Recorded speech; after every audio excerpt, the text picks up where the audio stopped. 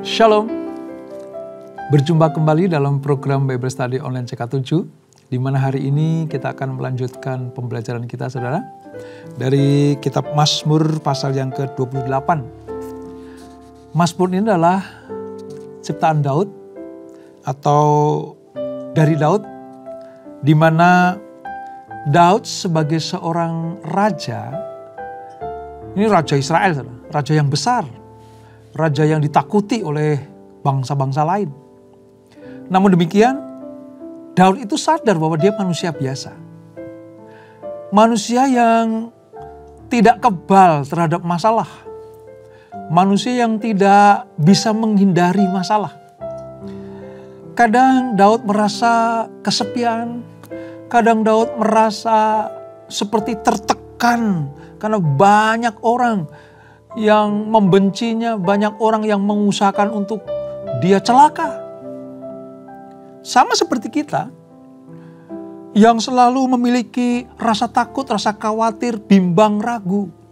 Demikianlah juga Daud merasakan saat-saat di mana keletihan, kelelahan, ya, capek menghadapi kehidupan nyata ini. Tetapi sebagai manusia biasa, Daud memiliki andalan yang lebih dahsyat dan luar biasa dibanding dengan masalahnya. Siapa itu? Tuhan. Makanya Mazmur ini berjudul Tuhan Perisaiku. Nah, sebelum kita membaca, kita merenungkan, kita mempelajari, mari kita datang kepada Tuhan. Kita sembah Dia, kita puji Dia. Kami datang kepadamu ya Allahku. Terima kasih Tuhan. Terima kasih Rajaku. Oralarabaya ralarabaya ralarabaya ralarabaya ralarabaya ralarabaya ralarabaya.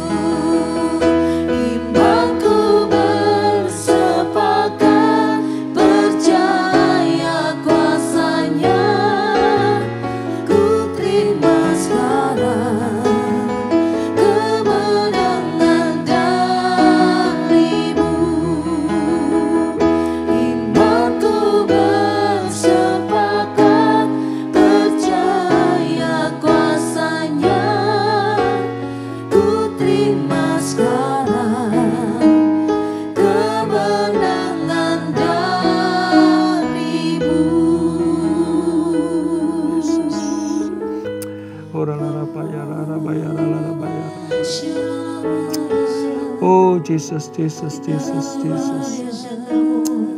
Terima kasih Bapa. Engkau Allah yang ada di pihak kami, anak-anak-Mu. Engkau Tuhan yang mengurapi kami. Engkaulah perisai kami ya Tuhan. Engkaulah benteng perlindungan kami. Engkau menara. Engkau Allah yang menjaga dan membela anak-anak-Mu. Kami sepakat bahwa Engkau satu-satunya Allah yang mampu membuat kami mengalahkan para musuh-musuh kami. Terima kasih Bapa. Kami akan melanjutkan pembelajaran kami, urapi kami, jamah kami ya Roh Kudus, supaya lewat terang-Mu kami mengerti apa yang kami baca, apa yang kami renungkan, dan menjadi sebuah gaya hidup untuk menjadi pelaku firman Allah. Urapi kami semuanya. Di dalam nama Yesus, mari yang siap belajar firman Tuhan, sama-sama kita katakan, amin. Mari kita membaca saudara dari Mazmur pasal 28, Perjanjian Lama halaman sekitar 591. Kita baca bersama-sama. Demikian firman Tuhan, Tuhan perisaiku, dari Daud. Kepadamu ya Tuhan, gunung batuku, aku berseru. Janganlah berdiam diri terhadap aku. Sebab jika engkau tetap membisu terhadap aku menjadi seperti orang yang turun ke dalam liang kubur. Dengarkanlah suara permohonanku apabila aku berteriak kepadamu minta tolong. Dan mengangkat tanganku ke arah tempat-Mu yang maha kudus. Janganlah menyeret aku bersama-sama dengan orang fasik, atau dengan orang yang melakukan kejahatan, yang ramah dengan teman-temannya, tapi yang hatinya penuh kejahatan. Ganjarilah mereka menurut perbuatan mereka, dan menurut kelakuan mereka yang jahat. Ganjarilah mereka setimpal dengan perbuatan tangan mereka. Balaslah kepada mereka apa yang mereka lakukan, karena mereka tidak mengindahkan pekerjaan Tuhan dan perbuatan tangannya. Ia akan menjatuhkan mereka dan tidak membangunkan mereka lagi. Terpujilah Tuhan karena Ia telah mendengar suara permohonanku. Tuhan adalah kekuatanku dan perisaiku.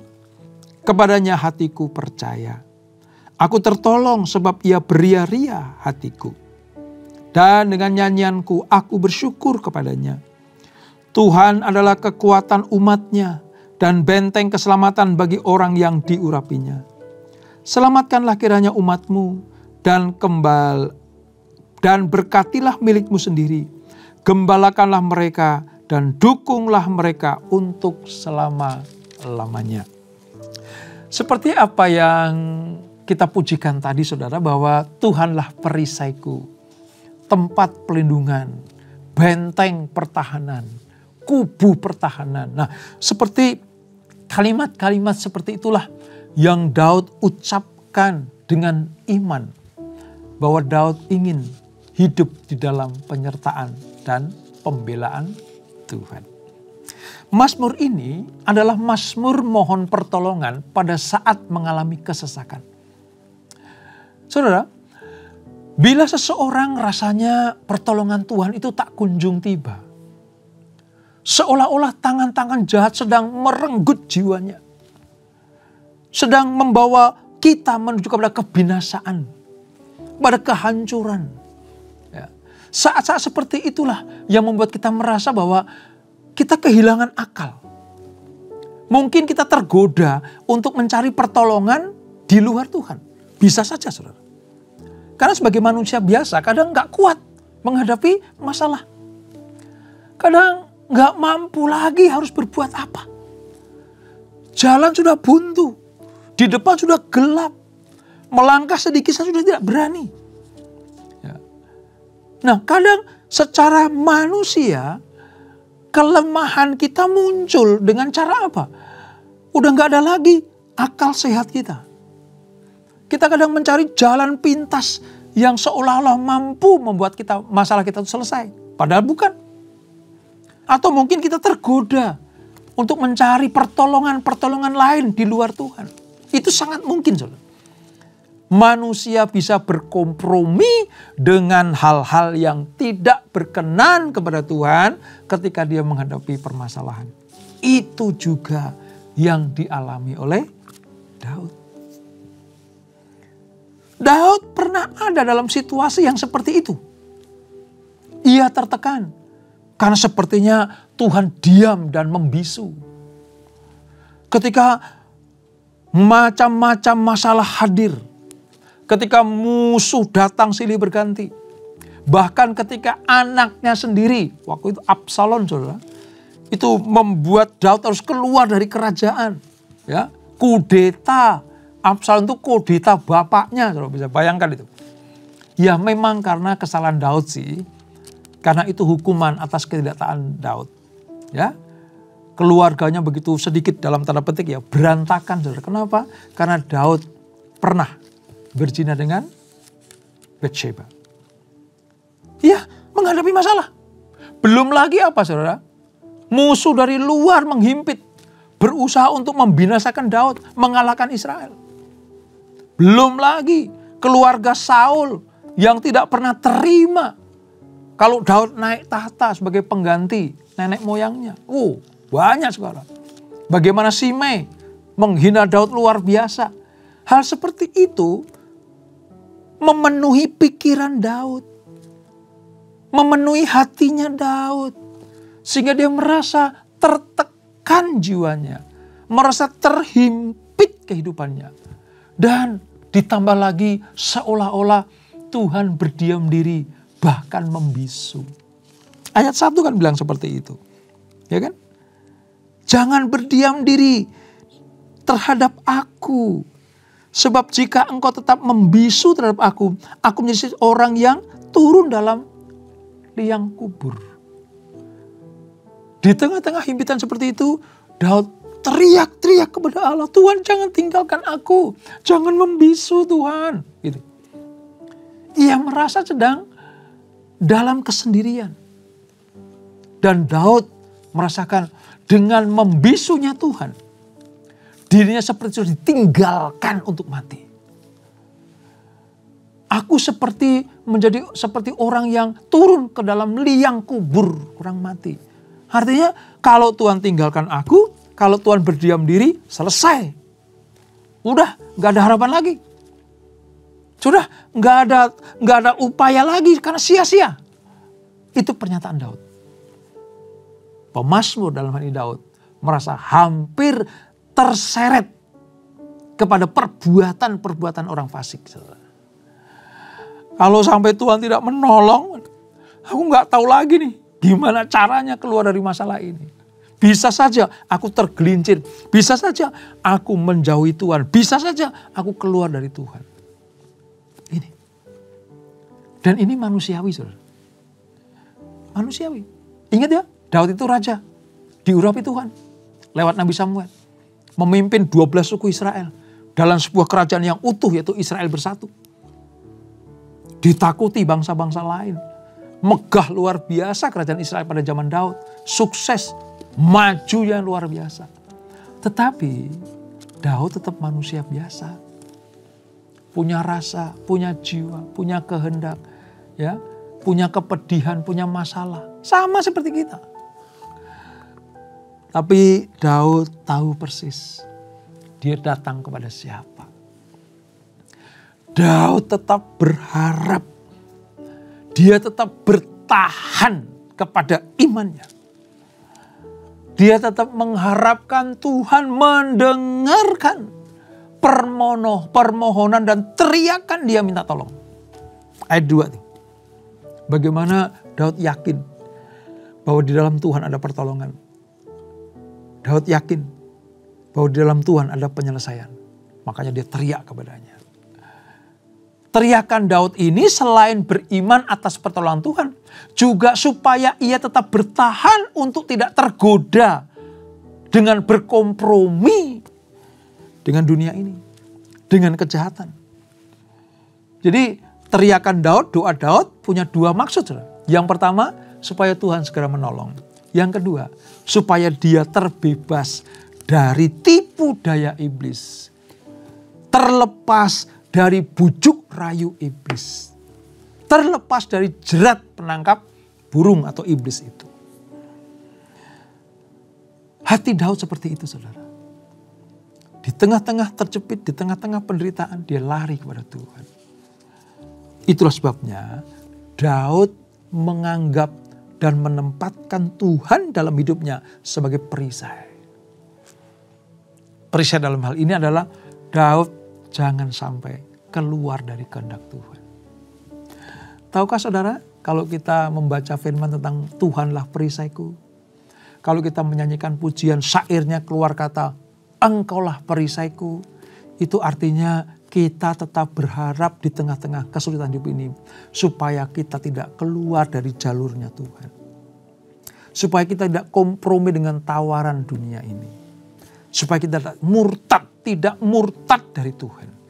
Maka jadikan Tuhan sebagai perisai kekuatan. Kalau kita jadikan Tuhan sebagai perisai, maka Tuhan bersegera menolong kita. Tuhan akan memberikan kita jalan keluar. Tuhan akan memberikan kita pencerahan baik hati pikiran. Hikmat kita akan diberikan dari Tuhan untuk menyelesaikan masalah. Ingat ya, Tuhan tidak mau kita menghindari masalah. Tapi kita harus selesaikan masalah itu. Karena bersama dengan Tuhan kita cakap menanggung segala sesuatu. Nah, lebih daripada itu saudara. Daud ini memanjatkan ucapan syukur. Seakan Tuhan sudah mendengarkan mendengarkan permohonannya. Dan sudah menjawab doanya. Bahkan sudah menolongnya. Itu. Doa permohonan yang didasari atas iman itu seperti itu. Masalah belum selesai. Penyakitnya belum sembuh. Musuh masih mengancam. Kekhawatiran masih ada. Ketakutan masih melanda. Tetapi imannya bekerja dan berkata dalam dirinya bahwa Tuhan sudah menolong. Ini bedanya kalau kita sebagai anak-anak Tuhan dengan orang-orang yang tidak mengenal Tuhan. Sebab keyakinan kita, iman kita itu dasar dari apa yang Tuhan akan lakukan untuk menolong anaknya. Tanpa iman, manusia tidak berkenan pada Allah. Nah, bentuk imannya Daud di dalam pengakuannya bahwa Tuhan adalah perisai adalah dia mengucap syukur. Tuhan sudah menolong, Tuhan sudah mendengar permohonannya. Lihat nih ayat yang ke-6 dan ke-7 ya. Saya ulang bacakan ayat 6 dan 7 saudara. Terpujilah Tuhan. Loh, masalah belum selesai. Tapi dia sudah ngomong terpujilah Tuhan. Karena ia telah mendengar seruan permohonanku. Ini kalau kita baca sekedar baca saudara. Ya artinya ya pengetahuannya ya seperti itu saja. Tapi kalau kita dalami. Kita gali lebih dalam lagi. Sebenarnya ini sebuah bentuk praktek atau demonstrasi iman. Sakit penyakitnya belum sembuh. Tapi dia percaya Tuhan sudah mendengar doaku. Tuhan sudah mendengar suara permohonanku. Itu iman. Masalah masih ada. Problem belum selesai. Tetapi dia punya iman sehingga berkata, terpujilah Tuhan. Terima kasih Tuhan. Karena engkau mendengar teriakanku minta tolong. Daud memberikan teladan buat kita semuanya. Bahwa toh misalnya masalah belum selesai. Tapi kita sudah datang kepada Tuhan. Mohon Tuhan untuk memberikan kekuatan. Kita menghadapi masalah itu. Milikilah karakter seperti Daud. Tetap mengucap syukur. Memuji Tuhan dalam keadaan apapun juga. Oleh sebab itu, seruan kepada Tuhan ini juga ditujukan untuk apa? Untuk milik Tuhan, artinya demi kesejahteraan rakyatnya juga, saudara. Itu, lihat ya, ayat 8 dan 9. Saya suka cara Daud mengungkapkan doa-doanya, saudara. Ayat 8-9. Tuhan adalah kekuatan umatnya. Dia mengingatkan, bukan hanya untukku loh Tuhan, tapi juga untuk bangsaku. Dan benteng keselamatan bagi orang yang diurapinya. Selamatkanlah kiranya umatmu dan berkatilah milikmu sendiri. Gembalakanlah mereka dan dukunglah mereka untuk selama-lamanya. Dari sini kita bisa melihat Daud tidak hanya memikirkan dirinya sendiri. Daud nggak egois dalam doanya ini, dalam permohonannya ini. Daud tidak egois. Dia tetap mengakui Tuhan itu luar biasa, mampu menolong, ya menolong dirinya, menolong dia sebagai raja, tapi juga dia berdoa supaya rakyatnya, umatnya yang menyembah Tuhan, semua orang diberkati, dipulihkan, dan ditolong Tuhan. Luar biasa bukan hatinya Daud? Nah itu, seperti inilah yang Tuhan kehendaki. Ya. Seperti inilah yang Tuhan mau ada dalam diri anak-anaknya. Dalam doanya Daud menyertakan imannya, menyatakan iman percayanya di tengah situasi yang sepertinya tidak berpengharapan. Tetapi imannya dikuatkan. Dan jangan lupa saudara, jangan lupa. Setiap kali anak-anak Tuhan menghadapi masalah, setiap kali anak-anak Tuhan sedang bergumul dalam permasalahannya, iblis sang penggoda itu tidak pernah berhenti. Dia menawarkan jalan keluar juga. Godaannya kuat. Godaannya apa? Bisa saja iblis berkata, sudahlah menyerah. Sudahlah, nggak ada jalan keluar. Udah, akhiri hidupmu dengan cara seperti Yudas Iskariot. Apa itu? Bunuh diri. Sudahlah, jangan lagi berharap pada Tuhanmu. Aku mampu menolong, kata iblis. Sudahlah, jangan menghamba kepada Tuhan Yesus. Aku sanggup memberikan jalan keluar. Itu suara iblis. Sudahlah, jangan lagi beribadah kepada Tuhan. Toh nggak selesai masalahmu. Sudahlah, jangan rajin-rajin berdoa. Toh nggak selesai problemmu. Sudahlah, jangan lagi mengandalkan Tuhan. Toh penyakitmu tetap ada. Suara-suara godaan seperti itu tetap akan terjadi. Tetap akan ada. Saya mau katakan, bukan hanya pada masa atau zamannya Daud saja. Zaman kita sekarang ini pun juga. Kalau anak-anak Tuhan menghadapi ujian atau pencobaan, ada dua oknum, ada dua pribadi yang sedang menunggui kita. Yang pertama adalah Allah sendiri, Tuhan sendiri, yang berharap anak-anaknya tetap kuat. Anak-anaknya tetap berharap kepada Tuhan. Anak-anaknya tetap tough, tangguh menghadapi berbagai masalah. Tapi pihak yang kedua, yaitu iblis, kuasa kegelapan, kerajaan kegelapan itu. Dia menanti kita untuk menyerah. Menanti kita untuk berpaling dari Tuhan. Menanti kita untuk sudah tidak Tuhan-Tuhanan lagi. Menanti kita untuk pasrah kepada si iblis. Menanti kita untuk kompromi dengan tawaran-tawaran iblis. Itulah sebabnya mengapa Daud menyebutkan sebagai Tuhanlah perisaiku. Perisai itu untuk menahan serangan musuh. Perisai itu untuk mementahkan senjata musuh. Kalau orang perang bawa perisai, musuh bawa pedang, pedangnya akan dikenakan pada kita tangkis dengan perisai. Kalau musuh kita panah, saudara, panah akan diluncurkan pada kita tahan dengan perisai. Kalau iblis musuh kita pakai senjata apapun juga, tombak, lembing, dapat kita mentahkan, dapat kita tahan dengan perisai. Artinya terhadap serangan para musuh, terhadap godaan, bujuk rayu iblis, kita punya perisai yang kuat, yaitu Tuhan. Kita kuat, tetap bertahan, tetap berdiri. Karena perisai kita adalah perisai yang kuat, yaitu Tuhan. Dia yang mampu menahan sekuat apapun serangan lawan.